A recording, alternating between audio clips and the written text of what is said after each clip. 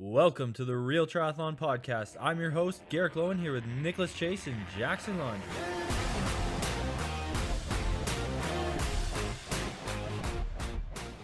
Welcome to the Real Triathlon Podcast. It has been a minute since the four of us have been on, but here we are. So, who are we? Have we ever all four been on? Ever? Not this year, not in 20. Yes, Yeah, once. we have. With Gregory What? Harper. Oh, with Greg.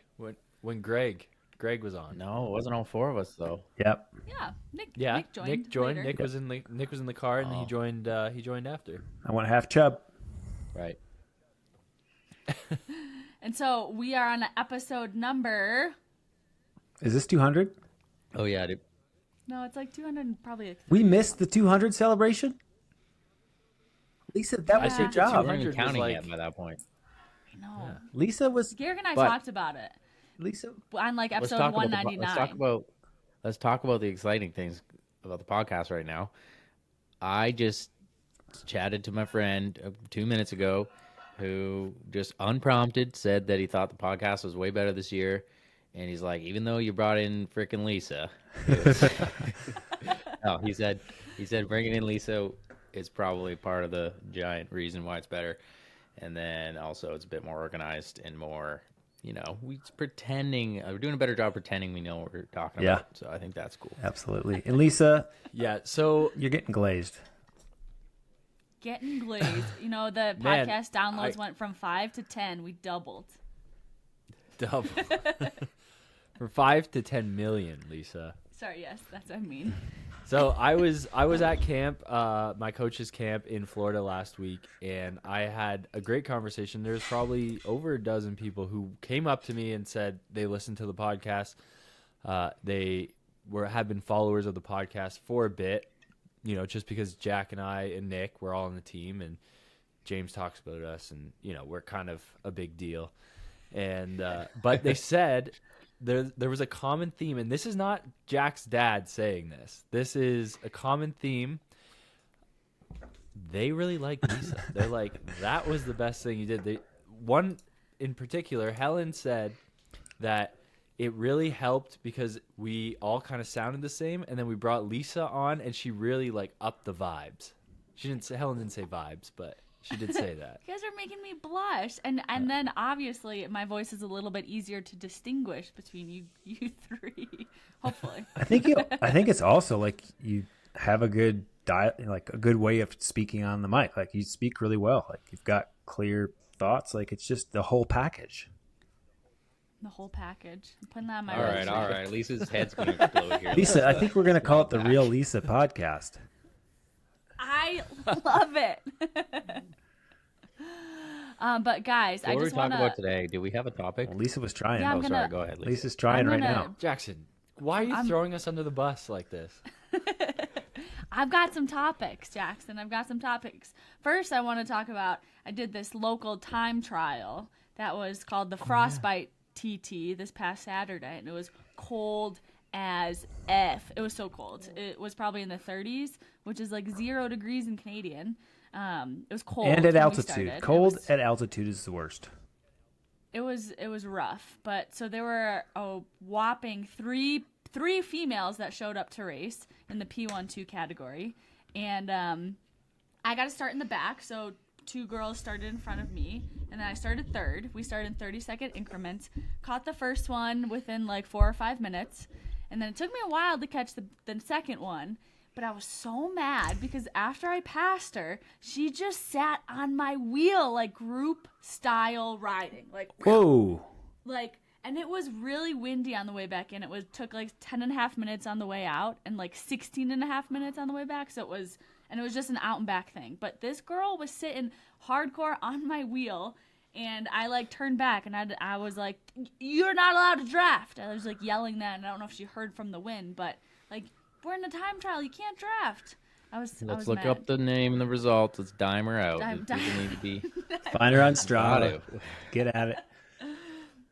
I was so Well, mad. but at least you had to have beat her by at least a minute then. Well, yeah, I did it. It was probably like a minute and a half at the end, but when I caught her, I was like, I'm not going to give you a free ride home. I already beat you. you're just gonna have to back Maybe off. she was Anyways. like, man, I just got smacked around pretty bad and I'm pretty demoralized. I just want to get to the finish line, and it's way easier to sit on her wheel. I know she beat me. I don't care. I want to get done.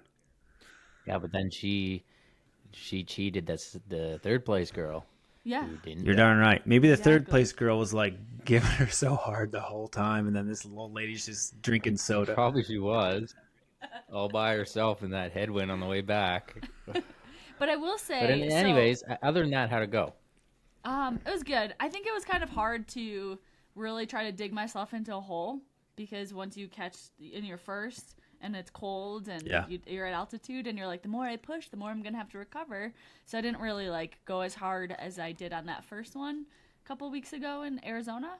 However, I wanted to get your guys' opinions on in triathlon. So drafting happens a lot in our non-draft races. We've all been a part of like packs and people just hang on.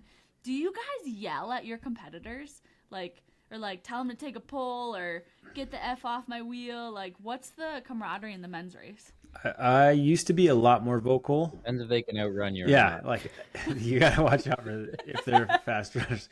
I used to be more vocal, but now I realize it doesn't change anything, and all it does is like I might say one thing just to like let it be known, but just like seeing the Brownlees just rip everybody a new one any time, but like nothing happens. They just waste so much energy. They surge. They like you just gotta hope the system sorts them out. That's mine. When I was racing draft legal, like that first 5K of the bike, I was hollering sometimes. But you get so like amped up and like excited, and it's such a fun part of the race, and you're just like screaming at people. Like either you're encouraging them or like you're yelling at them because they're not doing anything, and you're trying to like make a difference. But what in the about race. non-draft legal? But yeah, well, the less draft legal racing that we do, it's like I've never really yelled at people. He's the one who gets yelled at. He draft. I don't know. Everyone just starts yelling at me all the time. Didn't you hear me yelling? We need to go yelling at you, into talk Chatty? about Chattanooga. The one time Nick yelled at me, and all of a sudden I got a penalty. I kept looking back, and I was like, mouthing, "Get the fuck away from me!" But you never got her. That's Oh man, last podcast when I was listening to it, you guys were talking about the rule changes and the drafting and stuff, and I was like, as a convicted drafter, I feel like I should have a say in this. Jeez. Yeah, what is your say? Do you think for your drafting penalties you should get fined? No, I think so. Here's my take on it is that I have been in a lot of races. I have seen a lot of penalties, and I have never seen a penalty be given to someone who deserves it. Ooh, I have, because I've called them out. They've gone by me, and the ref's sitting on us, and I'm like pointing at the ref. I'm like, "What are you doing? Do you not see?" I'm like, I have a freak out at the ref usually, and then the ref's like, "All right, I got this," and then they roll up and give him the card, and I'm like, "Oh yeah, got you, bitch." Yeah. It's always the guys that because everyone knows. I mean, I've spent my fair share of time in the packs that aren't influencing the race, and in those packs, there are guys who are fully aware of where the motos are when the motos are there, and are like hardcore drafting. And because we get less time with the motos in that time, you get less time with the motos. They're the guys that are like extra far away when the motos are there, and then they just tighten right up. And then it's the guys who are maybe not paying attention or aren't used to the pack dynamics that they get penalties for ridiculous reasons, because the refs just feel like they need to give out penalties, and they know it's not going to affect the race. You're right. But I feel like that's a dynamic we kind of just missed. I've seen a lot of those situations, but I think at the refs are scared to give penalties, because that's the only reason I think they would give a penalty. Because like the refs, when I usually have a flip out, is because the refs have seen it, and I know they've seen it a number of times, number of infractions, and I finally just get livid. And I think that's you got to give them a 5 times to see something shady before they're like, I'm feeling a little bit antsy here. I better just call the next thing I see. And so someone drops a gel and they get DQ'd. Yeah. So, Garrick, what do you think about the shortening of the penalties then? Because that's kind of the whole So drafting what Nick topic. just said, if it's going to allow the refs to give more penalties, then I'm all for it. If they're going to be kind of hesitant and almost give out the penalties to the wrong people, then it's fine. Like if they're giving out a 2-minute penalty in like, and it affects your race, but it doesn't necessarily like ruin your whole race sometimes, then you can kind of deal with that. Dude, if I'm a ref, I'm putting a stick GoPro on the back of the bike, and it's just going to be running the whole time of the race, or I'll turn it on when I come at the packs. Like, I am protecting myself if I'm a ref. I don't know why that's not like something they're like, yeah, I'm tired of getting yelled at and called a piece of shit. I think I might record all this, and that way people can just see that I'm making these good calls. Yeah, but for the record, I've never been yelled at no one's in draft legal or less drafting like we do. But I do. So is it obviously like if you do yell at someone, these are our peers and people we interact with a lot and stuff. Have you ever like yelled at somebody or have been so frustrated that because you knew somebody was drafting the whole time? Have you ever approached them after the race to have a conversation like, hey man, that was pretty uncool. You were like drafting my ass the whole time. Or do you just like avoid it and bring it up on social media later? Yeah, we're all cowards. yeah. No, so I've actually done that this once. I've done it one time.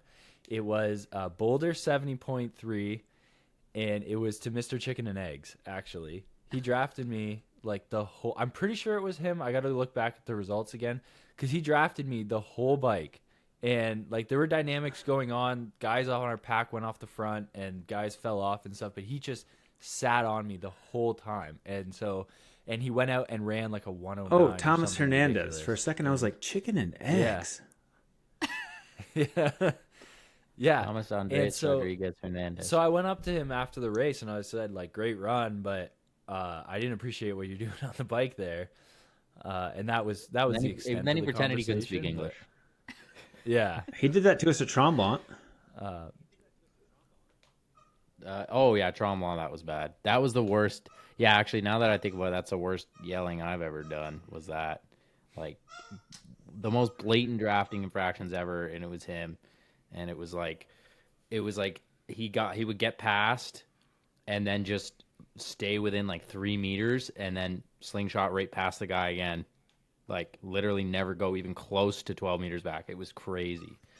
Wow. It was like, we had like an official with us and we all thought it was a referee, but I think it was just like a course official preventing us from running into oncoming. Like, so he's like honking at people coming the other way. This was back in, what year was that? It was 3 years ago. 22? 3 years. 22. Anyways, yeah. There's been a couple times where I've been pretty upset in the race and yelled, and I just forget it later. Like, adrenaline. That freaking squeaky toy, Nick. Thought you took it away. She found another one. I gotta go. I'm gonna go mute and just wreak havoc. All right. How do you mute on here? At the speaker button? No. The middle of your face. Oh, nice. Yeah. Oh, cool. So, okay, what are we going into next, folks?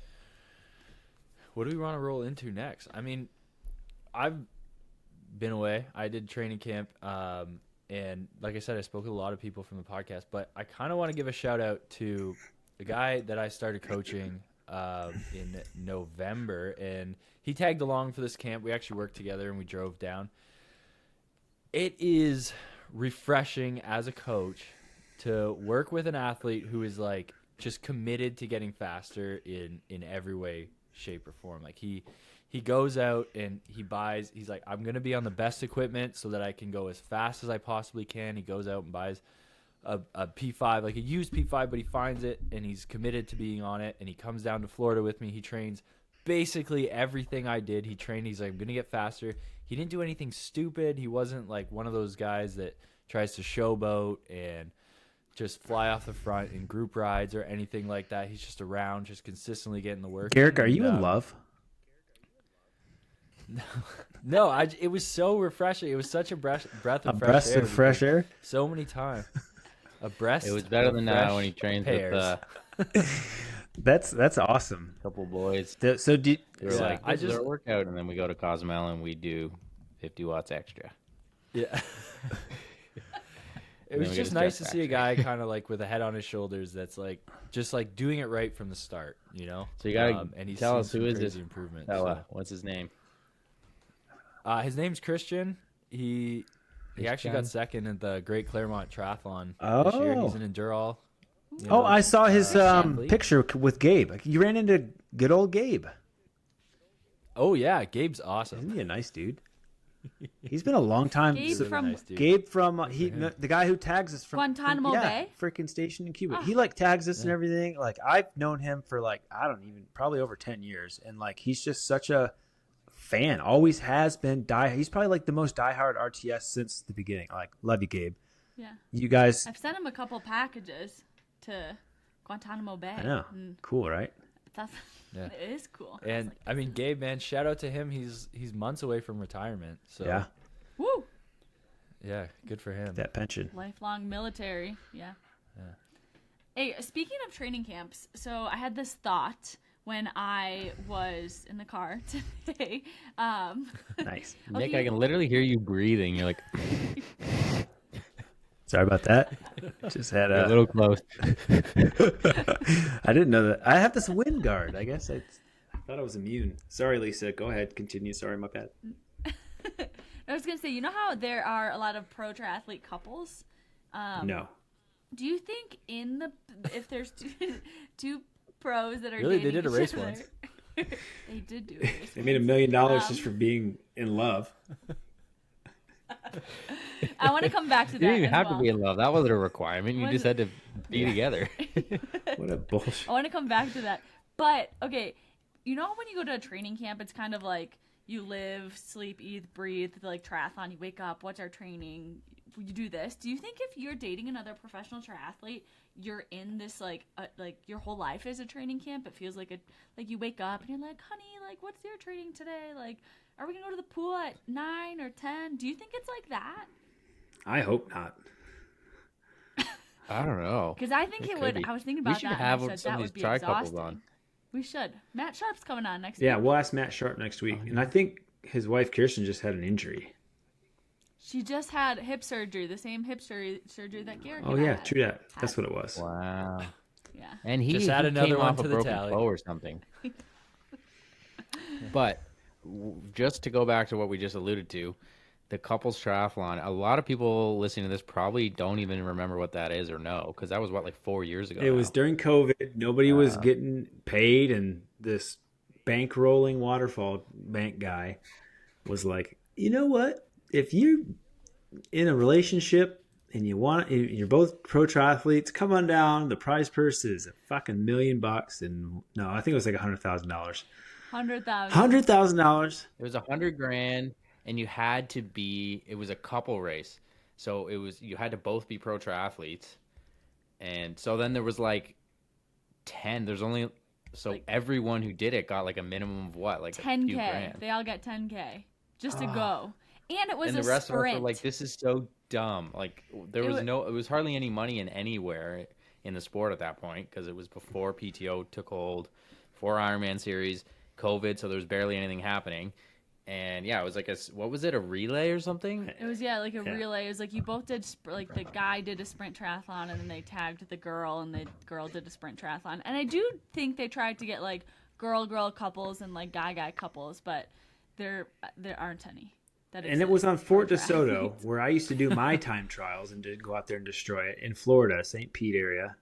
Good old DeSoto. I can't believe it happened there of all places. I was like, are you fucking serious? I just moved away from that place. I tried to get in. I tried to convince someone. Christian Blumenfeld. Matt Hansen. Christian Blumenfeld. I did. Christian Blumenfeld. He turned me down. And so Christian and I have never actually met in person. And I think our paths will cross at some point this year. I think he's doing Oceanside. They already and have. I can't wait to go introduce myself. We bought him dinner, Maybe though. we'll take a RTS selfie. bought him dinner, so technically your paths crossed. We bought him dinner. Well, yeah, he was. It's from Super League. We all were in the big caboodle. Like we bought dinner for like 8 pros at like this final dinner, just because everyone was there, and I was like, fuck it. You guys are way richer, but we'll Are you we'll help you out. are you saying our contract would be $100 each more? Christian's a buddy though now. Anyways, excited That's to meet cool. him. But anyways, that was a interesting time in triathlon. Yeah. Do you guys but ever you feel mentioned like injuries. Oh, Go. No, you Hit go it. ahead. sorry. You go ahead, Jack Garrett. wants to You're talk about his thinking more. injury again. No, I don't. I actually don't. Garrick. Do you guys ever, so just like talking about this, do you guys ever think back to just all the moments that you've gone through in triathlon, stuff you've not committed to, opportunities you missed, and just realize that like everything in triathlon, like every opportunity as a elite triathlete, professional triathlete is fleeting. It's always changing and dynamic, and these opportunities are fleeting and don't really tend to come around. Like there's not a lot of stability in our sport with the exception of Ironman, but even then, like if you look back, a lot of the pro prize purses and pro races, like we were watching Lionel's old videos. He raced Ironman Muskoka once and ran 120 and ran in like one. And I it's was like, there. You know, like you probably were. It was I like really was. 1998 or something. I legit was there. It was like the first time they had a pro race in Muskoka, and I was like, this guy's really strong on the old bike. Where'd he go? I think it Yeah, is. the scene changes. Like if you go back 7 or 8 years, even like 5, 6 years, how many of the same races are even happening? And yeah, you definitely have to take the opportunities where you can. But there's some that have been around a long time, like St. Anthony's is what, 20 years maybe? 40. Always pays top 10. With a pro race? I don't know about the pro race, but I have like an award somewhere that has like a big 40 on it. Yeah, their 40th anniversary was, I think, just a few years ago. Yeah, so 41 was I know the last year. pro race has been around like at least 15, which is pretty solid. But yeah, if you go back like 12, 13 years, it was mostly the Olympic distances where people were just smashing it. And there was like these big series. There was that High V. You can still go watch it. I think it's like this the 5150 series from Ironman. Yeah, in Des Moines, and there was like preems along the way, whoever's in first place at any given time, and the preems were like $5,000 each or something. Yeah. So people would like smash themselves for like 20K on the bike to get some preems, and then like just take their 20K and go home, and like it was different. Different feels times. like it's a good time right now, though. It feels like truly it is a good time. I think It is in a some good ways time, Even and more that's yes. total why- money. Yeah, Oh. you just got to take the opportunities when they present itself. You know, like stop, like don't wait for the perfect moment as a triathlete. You just got to take those opportunities. You can only sit around and say, "Oh, I missed these opportunities. Oh, I came into the sport at the wrong time. I was born too late. I started too late." It's like just take the opportunities when you can because they're all gonna change. And And go. I think that it's important to not be too tied to any specific opportunity. Like when Waterfall Bank and Ben from Waterfall Bank came in and was like, "We're gonna do this and that," and started throwing out cash to a bunch of pros. I think the best thing to do is like not be super tied to that, but like, all right, let me just take the cash and like ride that train as long as it's gonna go. And same with the PTO, because that's like dwindling out. So like if you had a shit ton of money from the PTO early Dwindling on, out. dwindling out. I mean, that I don't have that confirmed. I just saw so some that's posts. why. I mean, they post more than like I've ever seen anyone post. So like they gotta be doing all right. No, that's a T100 PTO. I don't think they're. Oh they're yeah. existing Sorry, my bad. anymore. I thought we were Yeah. talking about the same entity. Yeah, what's the difference these days? Isn't the PTO still the organization, the T100 just the name of the series? True, but does the PTO do anything at all besides like, hey, World rankings. Are we still getting paid for our last year's rankings? I think you're supposed to, yes, get paid Okay. for last year's rankings. That'd be handy because, money is good for like buying food and shelter. what? Yeah, but things like that. for the PTO World Rankings, like I don't think they'll have end of the year payouts next year, and so like ride the You wave. don't think so for sure? Where you is that speculative? A friend of a friend of a friend, second removed cousin told me, God. but A I don't direct have it. friend. And you know what's so I don't it's have so it. frustrating about it is like maybe if they were just more aligned with where our sport is and not just throwing all kinds of money out there, they could have extended this another 10 years. Maybe if they were like, instead of the $100,000 to race 8 times, maybe 6, I don't know, you do whatever you want, we're going to give you $25,000, but we want you to do this for the next 5 years. So you're guaranteed that. And then we'll also do this, and that, and the other. Like, smarter would have been better. Yeah. Well, I don't know. I think if you talk to some other folks, they're going to be like, yeah, T100's killing it. They've got great viewership. The series is awesome. The races are pretty cool. I just don't know what their financials are like in terms of like what they're making, because they have had to switch to like a race registration. Yeah, participation model. Just like Ironman. Yeah, so we'll see if they can pivot, but I think it's pretty obvious they've been bleeding money these last couple years. I think the good thing about T100, having been to the one in Vegas, is the general caliber of athlete that goes there. Like, I didn't see one road bike. I didn't see any beginners. Like, everybody had straight up expensive bikes, disc wheels. Like, everyone was really dialed in. I think the people who go to T100 racing might just have been around. They've done Ironman and everything for so long. They're like, let's just do something new, something better. And it's bringing a lot of high talent, I guess, my point. You say that, but I heard from a mechanic that worked it that there were a lot of serious issues with a lot of bicycles. So people aren't taking care of their bicycles. Well, that's triathletes, unfortunately. That's true. Yeah. I think some of the high-end people even take less care of their bikes because they just pay for everything to be done. They don't really. Or you show up to camp. That's a gross generalization there. I'm sure there's lots of folks that know their gear. Jackson, you had a bike computer mount that was just taped on your handlebars to your road bike, and your Garmin. How many mechanical? Here's my point. If your stuff is Your basic, Garmin you're gonna was know held how it on. works, and you're gonna know how to manage Your it. tail light was held on by like 13 rubber bands. Did it ever fall off? That's my question. Hey, if they don't find you handsome, at least they'll find you handy. Oh, I love that one. That's a good one. Hey guys, do you know the number of professional triathletes that made money from Ironman last year? Do you know how many? Do you want to guess? I'm one of them. I don't care. Do you mean that made more than they spent on their like membership? No, that just made money. That made 700, paycheck from 750. Ironman. No. Wait, Probably what are you even saying? How many pro triathletes in 2024 who raced Ironman races earned a paycheck from Ironman? Like finished in the money. Well, if you're assuming Finished in the money. there's 50 pro races a year, and they all pay 10 deep, so it has to be less most than people 500. Yeah, but a men, lot of that's going to 500 the same women, people. Yeah. I'm gonna say 1,200. No, you guys are freaking crazy. 139. Oh wow.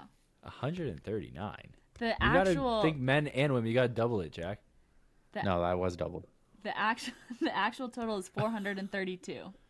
Oh, I was right there.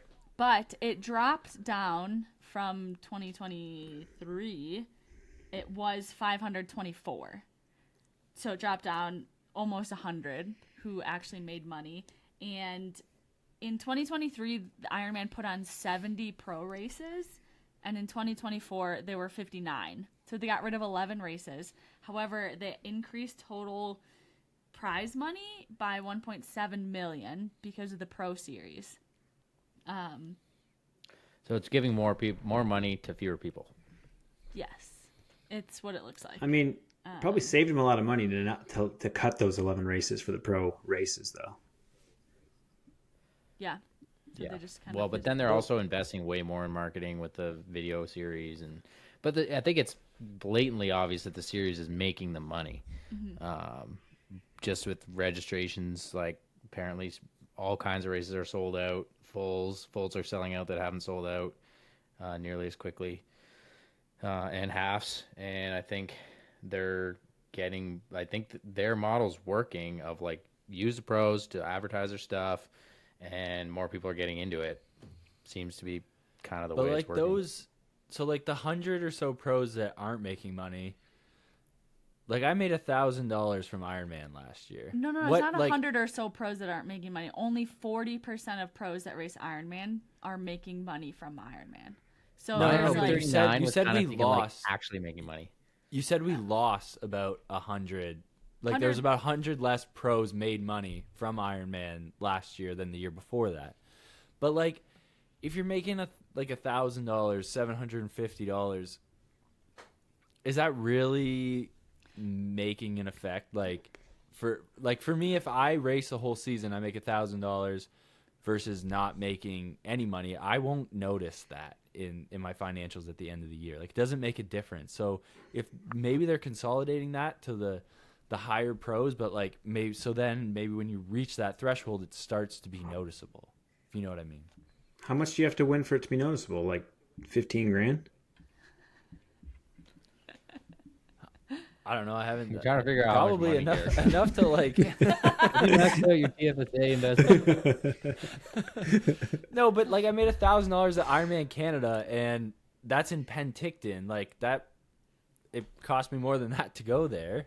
That's the financials of this sport have never made sense. I don't know why we even still talk about it like it should. We're like, oh yeah, did you know that most of us are just fucking shelling away all of our money and just we love doing it, so we keep doing it. Like that's the conversation. Do you think that triathlon attracts people who enjoy spending money?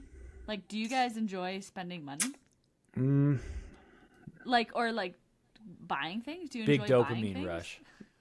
Nick, Big dopamine rush.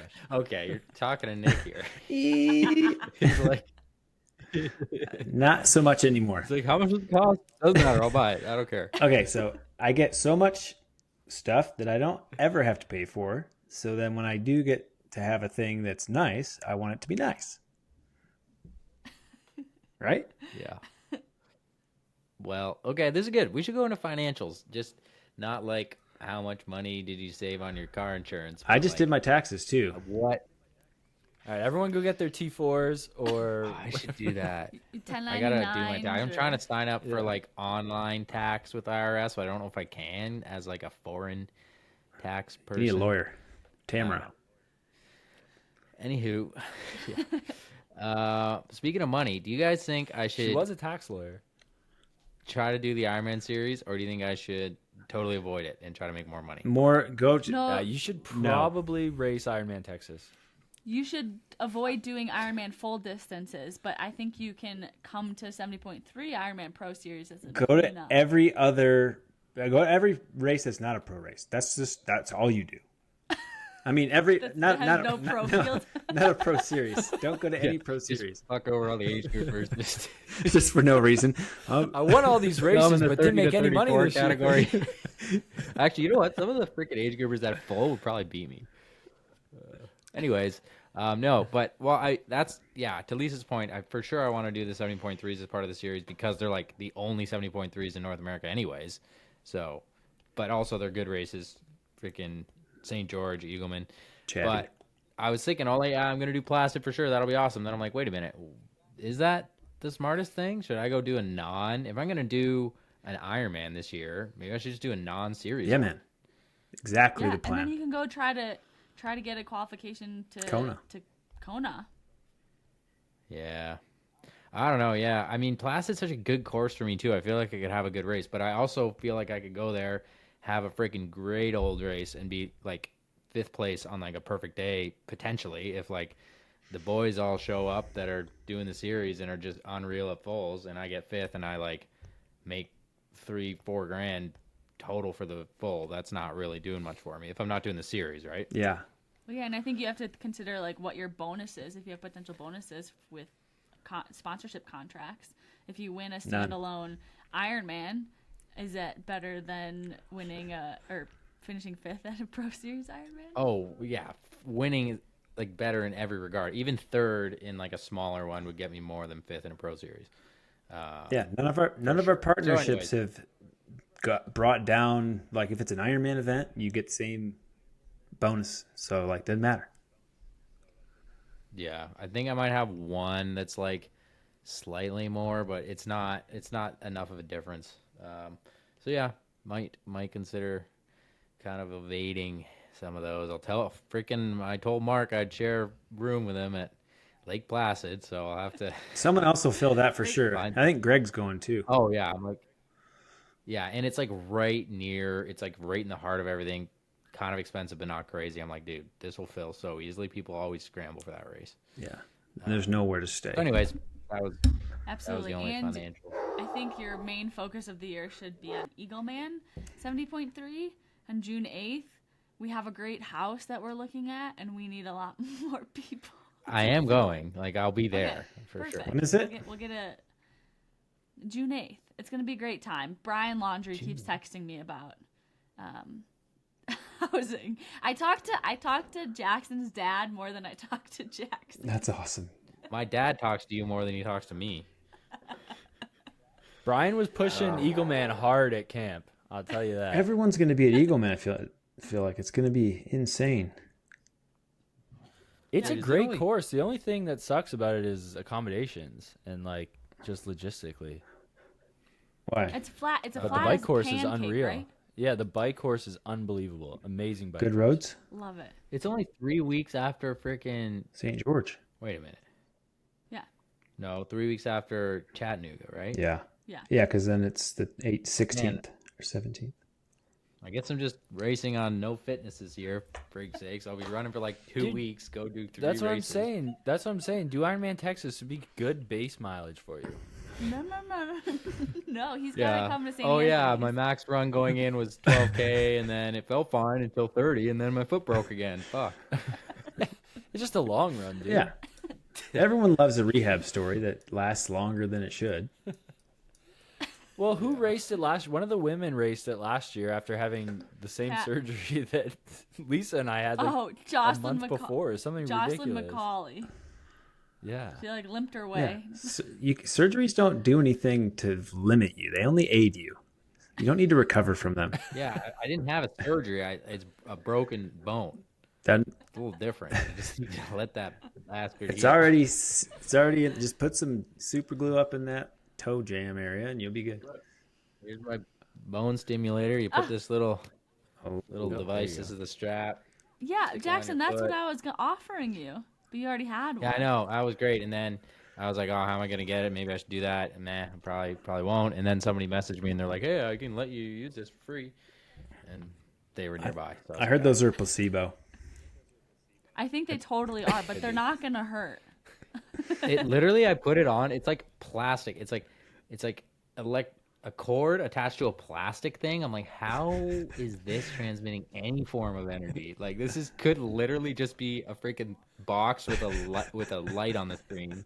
It isn't even connected to anything. It could just be that, and I wouldn't know. She were working. But it's working. Could be. Well, it is healing, so Go figure. Hey, are we doing pass or smash? Let's get it going. We let's we do are that. doing Pass or Smash. This is a segment that has been missing for the last 2 weeks. yeah, that's because Garrick's been gone. Forgot. Yeah. clerical Okay. error. So, Pass or Smash. Clerical. These have been generously clerical error. Is that what you said? Yes. Yeah. Okay. Anyways, Pass or Smash. Bone stimulator. Pass. Smash. Smash. Just kidding. Yeah. Okay. Smash. All right. This is one that is pretty controversial. Pass or Smash. Water running when you have an injury, or just water running. Deep water running. Let's start with deep water running. running. Smash. Pass. I think Smash. It's just pass or smash. Do you have a rationale? Smash. You can provide a little bit. context. You can back A it little up. bit of smash, but if you're able to like bike hard and or swim hard, you don't need to do much of it. Just enough to feel the motion. It's not like it's training you to run fast. It's just maybe helping your nervous system to like. It stay only familiar with it, exists to basically. prevent you from going absolutely batshit crazy. That's all it. Yes, that. And if you're just a runner, full on, and then you can't do anything else, and you're injured, yeah, for sure. Like, freaking James was telling me about, I forget who he said, some pro runner cool who would set. like do, yeah. And he said at one point it was like 15 hours a week. I'm like, okay, what? Like, What else am I going to do with my life? Yeah. Anyways, I agree. Yeah, as a triathlete, if you're swimming and biking, you don't really need it that much. When I was in high school, I was like obsessed with trying to hit 100K run weeks, and I would water run. But thinking back now, I should have just swam. I Yeah. was at the pool for an hour anyways. You get a way What better a workout. wasted opportunity. I know. I was doing I did maybe an hour total last week, but I'm kind of just doing it after a hard swim. Like today I did 15 minutes, just all right, let's just move. But as soon as I'm able to do any kind of walking, I'm not doing it. Yeah, I Yeah. do. Okay, so here. Oh, go ahead, Lisa. No, I was just gonna say, I maybe you're getting to this. You're gonna talk about shallow water running. How did you know? Because I will smash that Oh, past the deep 100%. water. all I know is if you're aqua jogging and you're in the lane left or right of me, I suddenly started splashing a lot more every time I go by you with it. Something. I just fucking have nothing else in my soul but then to make it just like every time you're getting water in your mouth. That's me.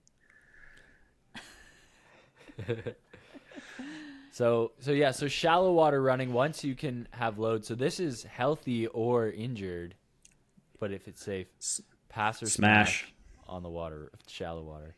Smash. Smash. Maybe I should try that. I feel like I probably Don't do that. no, Ja- don't do it. Don't do it, Jackson. I was How gonna shallow? say. So Like I chest deep? like to do it up to my waist. However, in college, what we learned in some class that I took, and I don't know why I've remembered this, if you are jogging with your feet on the ground and the water is up to your neck, you will only be running with 8% of your body weight Hey, on the ground. Yeah. So that's a good Start there. thing for you. So if you do start with it up to your put a neck, snorkel and on it'll be and then do it. So Yeah. it's good. I always do it waist deep, even when I'm healthy. For me, when I was building up to my first Ironman, but I couldn't run enough mileage to stay in that healthy zone, I was doing 2 shallow water runs a week and 4 regular runs, and it worked well, and that's how I would double. But I will say, you can't be a pussy because it the bottom of your feet, it makes it will Hurts. callus up. What? Yeah, it hurts the bottom of your feet basically. Yeah, it'll blister up the bottom of your feet. So you just got to be tough about it. I can walk Or on if you're, glass. I don't feel anything down there. So Well, and your feet look like hands now. So you're fine. Spread out. So Yeah, Nick's much. feet are this wide and this. yeah, I can use my foot with Okay, a so then we Q-tip. should transition this into lever / whatever. What's that other Oh, Alter G. official Alter G treadmill? Alter G all the way. How about that? Smash the hell out of that thing. Listening to Jack I got a talk, lever. I got it.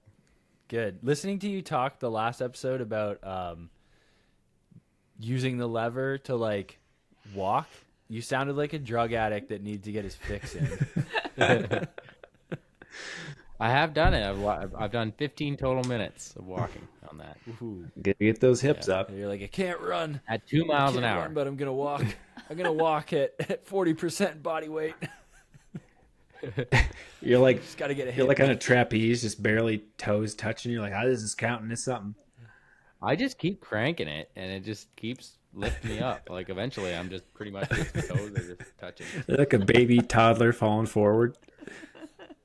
All right, next topic. All right, next I'm one gonna be along. walking hard next week. You'll see. I'll be doing uphill, or maybe not uphill, but I'll be doing walk workouts because I'll be at 5 weeks. I'm gonna walk.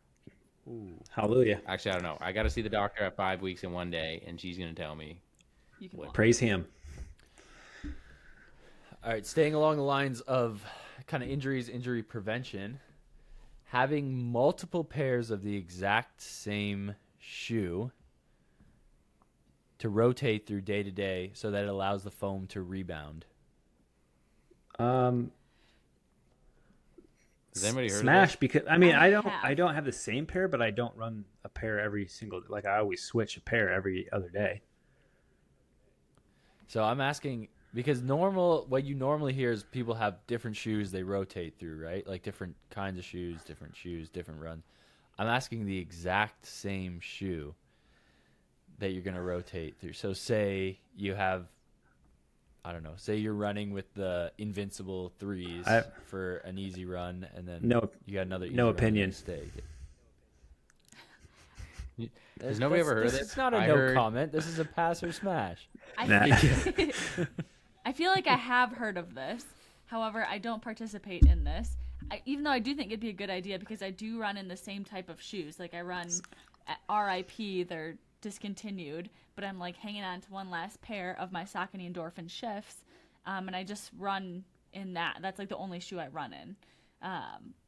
So I think that maybe that could be beneficial. But should I bring back like a pair that maybe had like 300 miles on it versus like the pair that has like 50 miles on it and like put that in the rotation? Or is that 300-mile pair like so, dead?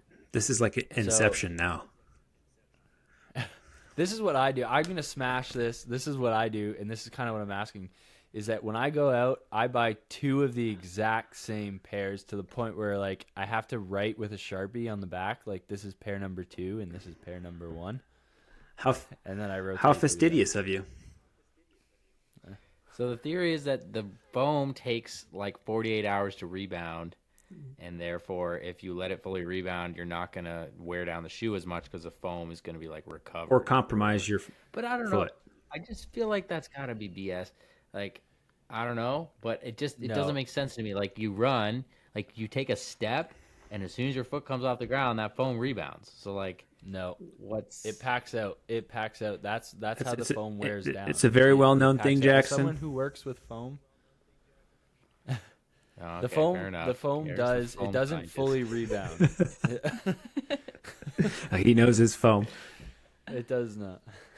Well, Okay. You'd actually, I could probably give a full discussion on foam because we use tons of different types of foam. Ooh, All right. I might So want to Garrett, pick your the foam brain at some scientist. point. Let's just trust Garrick, the foam scientist, on this one. He's saying smash, I'll smash. So, Well, but it's also- not with the running. Like if you're giving it 24 hours, it's not as significant as you think. You might you'll extend the life of that shoe, but by like 5 to 10%. Like it's not as 3 days. Crazy. Sure. Yeah. I only run every 48 hours, so my shoes are completely back up. Unless Well, you've there done you a go. race, then you wait 3 months because you're sore. Or you're re-injured. All right, next topic. All right. Zwift races to get you prepared to replace your tempo or steady intervals in training. That's too many. It depends. Like that. It depends. What does it depend on, Nick? Depends on like how soon you race, what type of fitness you have, what are you trying to accomplish? If the simple answer is, well, you're skipping all the stuff that you're supposed to be doing metabolically just so you can rip some Zwift races, then I'd say pass. He said to replace the steady and tempo. So, like, you're saying you're not going that hard. You're just like, all right, well, might as well just ride with these boys instead of ride on my own for an hour at an Ironman effort. But a Zwift race is usually hard, like threshold, VO2. Yeah, usually. Like, I don't think I've ever. I've been doing the Zwift game races, and I've been ripping those at, like, threshold. Yeah, so like it's not you're not replacing your endurance ride. You're just not doing your endurance riding. You're doing threshold and VO2 tolerance. So it's like a pass. Yeah, you're allowed to set the parameters on what you like in your life, how you would pass. You would pass on this because you said you can't ride in the proper zones. I don't know what you said there, but I like your tactics. I say smash freaking Zwift racing is fun, and if you're still doing your structured intervals outside of it that you need, throwing in the odd Zwift race is fun. This is exactly my same thing. That's what I said. But how is that? Yeah, that was kind of just almost rewording it. The exact. I think like I don't replace my steady intervals or Ironman in place intervals with Zwift races, but maybe like sometimes you got like 3 times an hour. Maybe the last one you just jump in that B group and stay in aero and ride. That's have more okay. fun, Yeah, I'm okay with that. So I haven't done that yet. I'm some days He's, I'm he's past, asking some us days if I'm he should or smashed. not. Yeah, that's kind of the question. Look, the bottom line in all this is none of this is as goddamn important as we think it is anyways. So just if it makes you feel good and you're loving it and you're a happy and better person afterwards, then just do it. You know that song? If it makes you happy, Whoa. Wow. then why the hell not?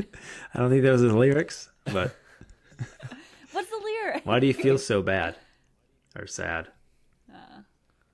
That's what I was thinking too, but I think there's a multiple songs. Oh, maybe I got I don't know the Anyways, lyrics to that song. I just know the if it makes you happy part. I have a pass or smash. yes. Pass or smash trusting your coach. Pass. I'll smash that one hard. Well, I've been with my coach for 12 years. How long have we been with James? I've been with James since 2012, 2011. Pass. You in 2010 or 11. Yeah, I think it was I think. 2011. I guess what's the appropriate amount of times to bother your coach about something that you want in your program? So, for example, Matt Liedo gave me 3 bike rides this week, and I think 3 bike rides is like you're ripping me off. Like that's only 3 days of riding. I want to do 5 or 7. Well, ask why. Just ask why first. Don't say, I think I need more biking. Just ask why. Yeah, because he's going to be like, Lisa, you've literally done 20 hours of biking in a row for the last 3 weeks. We got to actually run and swim a little bit more. I know. Yeah. I'm just, asking. I bother him about a lot of things. So I'm just wondering, how often do you guys bother James? James bothers me. Yeah, honestly, like it's more like he'll reach out and be like, "Hey, is everything fine?" I'm like, "Yeah, I've been doing about 80% of what you say, and the other 20% I've been swapping out for different stuff." And he's like, "All right."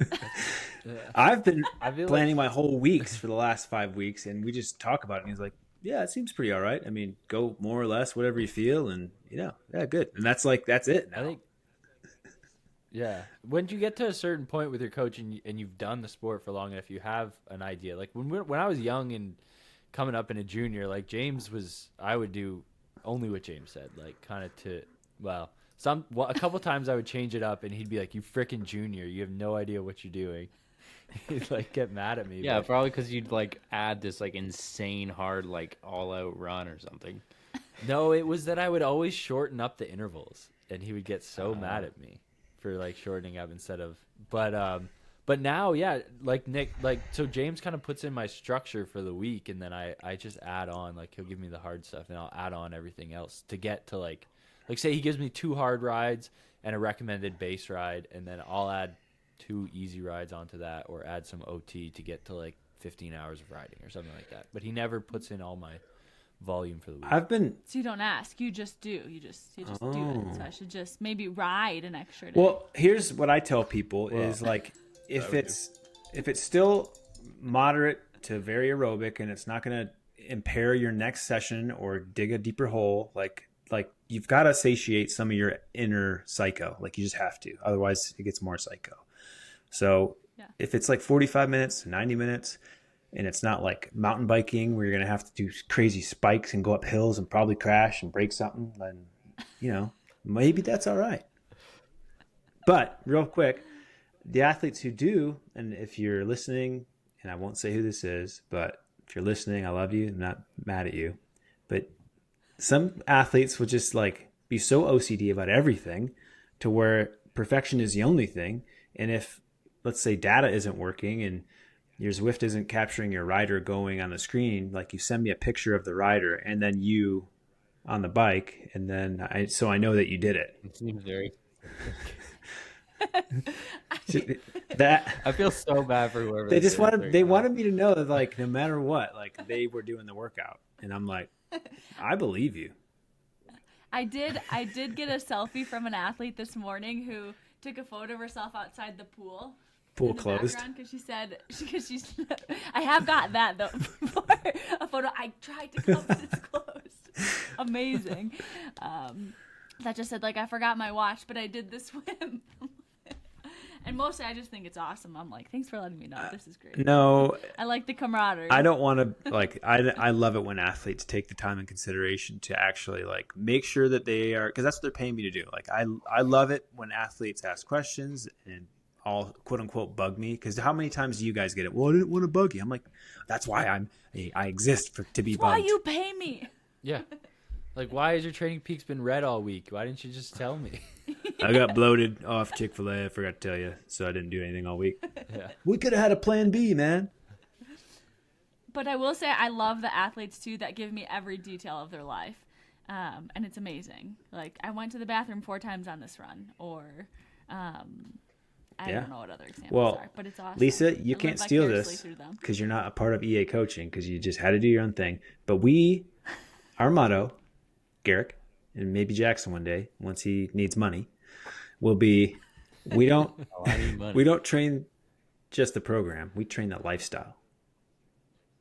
Yeah. It's something I haven't polished that yet, but it's basically that. I like it. The framework's there. The concept is there. Smash or pass on that. Come on, smash or pass on that. Smash. Oh, I think smash on Enduro coaching. Thanks. All right, are we done? Have we wrapped? Do we have any more smashes? I think we can. Yeah, we can wrap up. So I just want to go back to a smash or pass that we did a while ago. It was Raising Cane's. I have now been there 3 times, and I will say smash.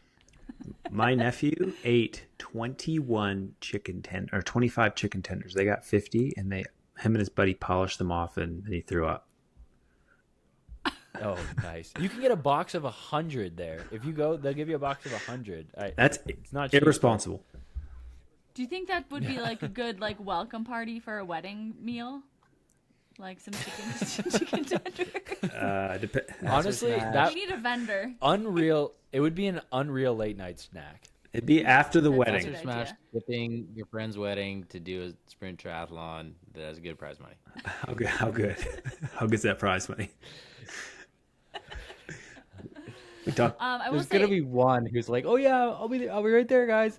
And then the day of the wedding, they're like, "I just want to make sure none of you guys knew I was going to this race, so you didn't come." Is that a thing? And there's 3 people there who did the same thing. So Lisa, your wedding has a sprint triathlon on it with prize money? Yeah, in Iowa, this middle of nowhere sprint triathlon has 5K for the win. Ooh, dirty. Yeah, it's only a 6-hour non-draft drive sprint from my triathlon. place.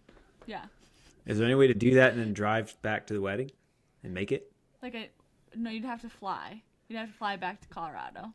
But I think you can make it. None of us are good at sprint triathlons. I can anymore. guarantee you that. I tried running a 10K on the weekend, and it would not go well. I feel like I could do the bike pretty good, but outside of that, Yeah, I'd be in trouble. well, I think it would be my wheelhouse more than half Ironmans. Actually, yeah, Lisa can hammer the old short runs. Yeah, you just put me over 10K, over 5K. Actually, a mile off the bike would be great. Let's do that. All right, let's wrap this up because Nick's hungry and tired. I already ate. Fine, It's actually. 8 o'clock Thanks for asking. Thanks for being considerate. Well, I'm hungry. I'm tired. It's been a long day. I skipped my run to be on the podcast today, so I had to make it this time. You're awake. You know? can still go So, run after this. If I don't win Ironman Texas, it's because you guys were more important to me. Aw. Yeah, I expect this. All right. If you like the episodes, make sure you subscribe, get notifications, go to our YouTube channel, subscribe to there because we're trying to, eventually make a couple bucks off that whole situation. If you like Lisa a lot and you want to add some tips, go to our Patreon and, it's an OnlyFans /Patreon. I'm just kidding. As in, it's only fans of the podcast on the Patreon. My savior. But anyways, yeah, take us out, Garrett. Yeah. Also, if you could, when you guys go to group workouts and stuff, just talk about the podcast. If you like it, tell a friend, tell someone in the community, because that is really the fastest way that we grow. But guys, until next time, peace. Peace out.